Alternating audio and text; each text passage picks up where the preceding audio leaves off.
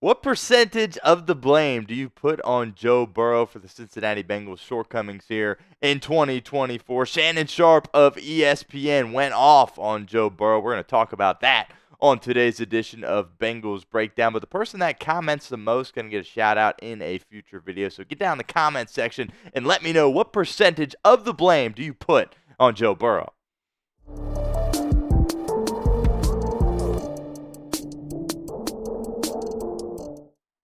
Bengals fans, what's going on? Stone Shields on hand for another edition of Bengals Breakdown. Appreciate you guys tagging along with us here this evening. Coming up on today's show, Adam Schefter talked about Zac Taylor and Lou Anarumo and whether or not he believes they're going to be sticking around beyond the end of this season. He went on the Pat McAfee show and discussed that, so we're going to dive into that on today's show. Also, as I mentioned at the top, Shannon Sharpe absolutely went after Joe Burrow and really made some ludicrous comments about the Bengals franchise quarterback. So we're going to break those comments down, and I'll give my opinion on those as well. And also, the Bengals made some roster moves yesterday. We put a short out last night kind of discussing and explaining those roster moves, but kind of going to go into a little bit more detail here on today's edition of Bengals Breakdown to kind of wrap up our show here this evening. So that's all coming your way. First, let's start with Zac Taylor and what Adam Schefter had to say about Zac Taylor as the head coach of the Cincinnati Bengals and, of course, Lou Anarumo as the defensive coordinator. Schefter said he would be surprised if the Bengals made drastic coaching changes, meaning getting rid, of course, of Zac Taylor and, of course, Lou Anarumo. Let's get into the exact quote here on terms of what Schefter said on the Pat McAfee show. He said, Lou Anarumo has been talked about as a head coaching candidate for a number of years now. Zac Taylor has done a great job. This team has won in the playoffs. I think when a team goes through a season like this, their record falls to 4-8, the way it is now, that's something they're going to be evaluating. Again, those guys, Lou Anarumo and Zac Taylor, have typically been very strong coaches, and this has been a stable organization. So it would surprise me if any moves were made, but when a team is 4-8, anything is always possible. Break down my thoughts on that quote here in a moment, but first let's get to the pinned comment of today's video. What would you do with Zac Taylor?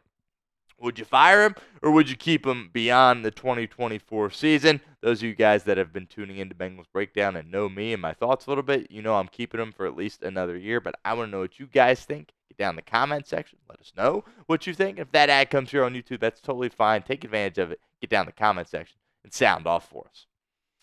I agree with Schefter on the Zac Taylor take, as I've kind of said several times here, throughout the weeks of this season and even more recently as the Bengals' record has gotten worse and worse and they've really fallen out of the playoff picture. Look, he's done too much winning here since he has taken over for him to essentially get the boot after this season. I understand it started out very rocky, but keep in mind it's the team that, with Andy Dalton there only winning a couple of games. Then they got the first overall pick. The quarterback got hurt, so I'm kind of giving him a pass for those first 2 years. I'm really thinking about 2021 and 2022 when the Bengals went to the Super Bowl and then the AFC Championship in those 2 consecutive years. And after that, they were able to still have a winning season in 2023 when Joe Burrow got hurt once again. So Zac Taylor, I'm keeping him around. I think he 100% deserves another crack at this thing in 2025. And good to know that Adam Schefter, a guy that knows his stuff, of course, thinks similarly to me in that fashion. Now, Anarumo, on the other hand,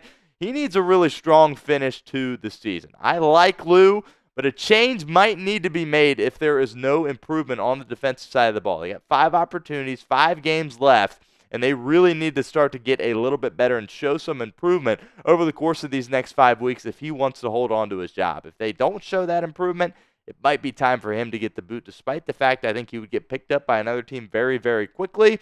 But look, if there's no improvement there, it's got to be a shakeup there on the coaching, on the defensive coaching staff perspective, and that, of course, starts with Lou Anarumo. But the whole thing about this, if that holding call in the Super Bowl a couple of years ago wasn't called on Logan Wilson on that 3rd and goal with under 2 minutes left with the Rams, Then they get to stop on 4th and goal, win the Super Bowl. We're not even having this conversation, right? Even if the year was going the way it is, if they were 4-8, if the Bengals had a Super Bowl championship, we wouldn't even be thinking about firing these guys. But that call didn't go the Bengals' way. They didn't win the Super Bowl, and here we are kind of discussing these guys potentially getting fired. Again, just wrap things up here.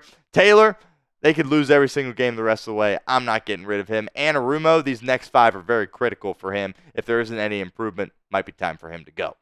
Now let's transition here to what Shannon Sharpe had to say about Joe Burrow and the Cincinnati Bengals. He absolutely went after Joe Burrow on First Take, got in a heated discussion with Dan Orlovsky, who I've got a lot of love and respect for, and really was blaming Joe Burrow for some of the failures that Cincinnati has faced this season with their 4-8 record. We're going to dive into that here in a moment, but before that, we want to give a shout out to our friends over at Game Time, because today's show is presented by Game Time. Game Time has a new feature called Game Time Picks that makes getting tickets to see your favorite teams play live even easier. Game Time Picks filters out the fluff to show you only incredible deals on great seats, so you don't have to waste time searching through thousands of tickets. Game Time Picks is the easiest way to find and buy tickets to live events. You can get some tickets for some Bengals games before this season is over. Obviously, the Bengals are kind of out of things here, but still some fun times at Paycor Stadium that can be had. Would really encourage you to hop over to Game Time. Check out some of those deals. You might get some cheaper prices now with where the Bengals are at as far as their season. Also, UC basketball currently ranked 14th in the country. Had a big one tonight against Villanova. I would encourage you to head on over to Fifth Third Arena and check out the Cats, because they're going to have a phenomenal season. My 2 favorite features on Game Time: the Seat Views. Get a panoramic view from your seat in the app before you buy with Game Time. Secondly, the all-in pricing. Toggling this feature up front allows you to see your total up front, so you don't get hit with any of those surprise fees at checkout like some of those other ticketing companies can get you with. So take the guesswork out of buying tickets with Game Time. Download the Game Time app, create an account, and use code CHATSPORTS for $20 off your first purchase. Terms apply. But again, create an account, redeem code CHATSPORTS for $20 off. Download Game Time today. What time is it? It's game time. All right, now let's kind of dive into this quote here from Shannon Sharpe. Again, he was in kind of a disagreement with Dan Orlovsky on ESPN's First Take. Here's what he had to say. If your defense can't stop anybody, what can't you do at the quarterback position? Can't turn the ball over. If we like said quarterback, there's nothing he can do. He was saying that to Dan Orlovsky because he was saying that Orlovsky was essentially picking favorites. And he was saying, if we like said quarterback, there's nothing he can do. When you turn the ball over, it has a big impact on the game. All turnovers aren't created equal. All I'm saying is your defense is porous. There's one thing you can't do at the quarterback position. Turn the ball over.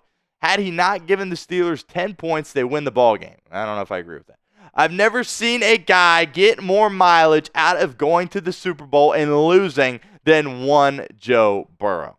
Look, Shannon Sharpe usually makes good points. There's a reason why his podcast with Ocho is so successful. There's a reason why he went from CBS to Fox to ESPN, keeps getting jobs, because he knows what he's talking about for the most part. But this right here, this is really bad from Shannon Sharpe. And really, you can sit in there and dive into all numbers about Joe Burrow. Oh, he's throwing for this many yards, throwing for this many touchdowns, leading in all these categories. Just open your eyes and watch the guy play the quarterback position. He is playing at an unreal level, and he's taking massive shots throughout every game and is still finding ways to get the ball in his playmakers' hands. And he has to play in a way that isn't just kind of the dink and dunk. He can't just take easy passes when they're there. He has to try to force the ball down the field and hold on to the ball longer and extend plays, because that is what the team needs from him at this point. Joe Burrow has been absolutely spectacular this season, and if you are blaming Joe Burrow for the shortcomings of this football team, you clearly haven't been watching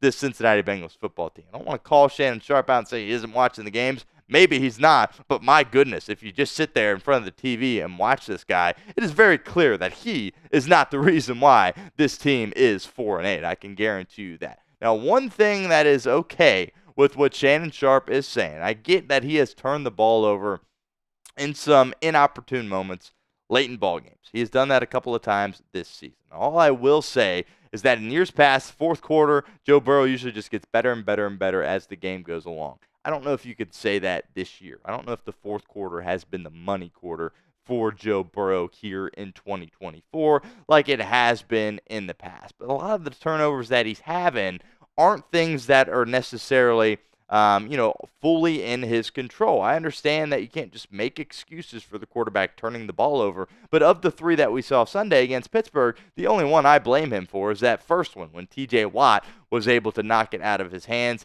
You did not see Watt coming from behind him. Usually Burrow has much better awareness than that. And the ball ended up, of course, popping free. And, you're in a situation there, like when you get hit, you don't see that guy, that ball's coming out, right? But the other two after that, the interception, of course, was batted at the line of scrimmage and then tipped again by T. Higgins.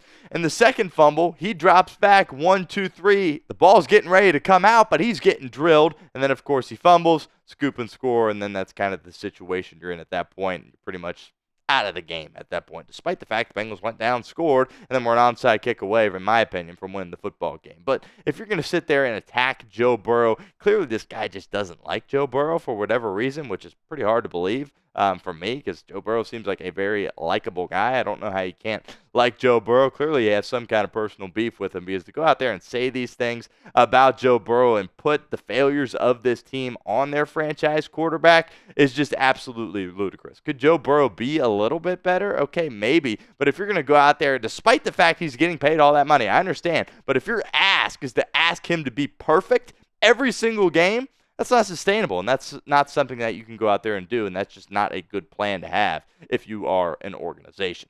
Another opportunity for you guys to get involved with our show here at Bengals Breakdown. Get down in the comment section. Let me know your one-word reaction to Shannon Sharpe's comments on ESPN in regards to Joe Burrow. Get down in the comment section. Let us know what you think. Give me one word. All right, before we get out of here, I do want to talk about these roster moves. Again, we did a short on this last night, but just kind of wanted to explain it a little bit here in our video as well. The Bengals waived Trenton Irwin. Trenton Irwin is no longer a member of the Cincinnati Bengals, and once he clears waivers, which I believe he did not get picked up, I actually probably would have found out just about now if he did. I believe he has cleared waivers, and at that point, he is free to sign with any team he so desires. Doesn't appear he has any interest in joining the Bengals practice squad. And also, the Bengals signed Shaka Hayward to the 53-man roster, who's been around the past two preseasons. I really like Shaka Hayward. Played his college ball at Duke. Let's start with Trenton Irwin on that side of things. Look, Trenton Irwin, I liked him, right? He always, came into work, grinded, right? He was the guy that Joe Burrow trusts to be in the right spots. Joe Burrow went to him in some critical moments, particularly in the 2023 season before he got hurt. And he's a really solid player that absolutely gave it his all, but really the separation just wasn't there for Trenton Irwin, not at that professional level. They put him back there at that punt return spot when Charlie Jones suffered the groin injury, and he really wasn't able to do anything in that area. I just don't know if he is an NFL receiver at this point. We'll see. I believe he was getting some interest from some other teams, so I think he will get another opportunity. But really was a healthy scratch for several games this season. So I think he had a nice run in Cincinnati. I think he did some good things, but as far as being a long-term piece, I don't think that was something that was going to be sustainable, despite the fact a couple of seasons ago, Joe Burrow said he hoped Trenton Irwin would be here for a long time. Ultimately, that ends up not being the case. Irwin gets waived yesterday. Shaka Hayward. Bengals needed to add another linebacker. Logan Wilson, of course, missed last week's game with that knee injury. And Akeem Davis-Gaither did not play well. And your starter, Jermaine Pratt, didn't play well either. Shaka Hayward's a guy I think most people expected to make the active roster here. Again, second-year undrafted guy out of Duke. But then Muma Jongmeda kind of took that from him at that linebacker position. So I'm really excited to see what Shaka Hayward can do. They need to mix something up there at the linebacker position because just like your entire defense, your linebackers have really stunk up the joint this entire season. Hopefully Shaka Hayward can provide a spark, and we'll see if he gets any playing time on Monday night against Dallas. Make sure you guys are subscribed to our channel here at Bengals Breakdown. Basically daily Bengals videos coming your guys' way. I know the season feels like it is over, and it kind of is, but there still is plenty of things to talk about, and of course the offseason is very exciting as well. So don't miss out on any of our coverage. Hit that sub button, youtube.com/BengalsTV.